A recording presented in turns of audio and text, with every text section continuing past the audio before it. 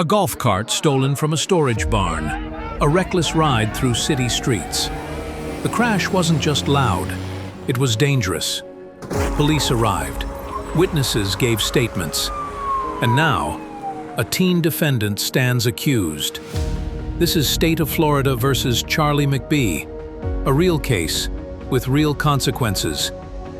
But this time, it wasn't veteran attorneys or career prosecutors deciding what comes next. It was students.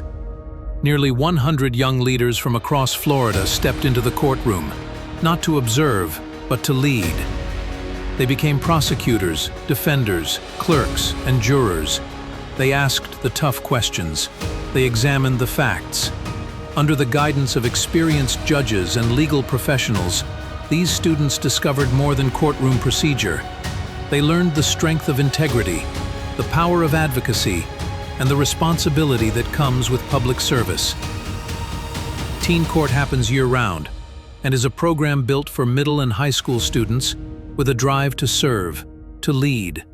No experience is required.